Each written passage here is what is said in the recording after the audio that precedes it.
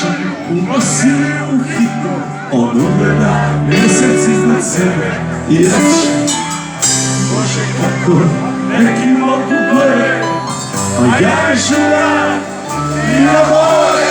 Poslije toga je pao u nesvijest i više nije mogao čuti kako se još nikom na nebu smijao mjesec.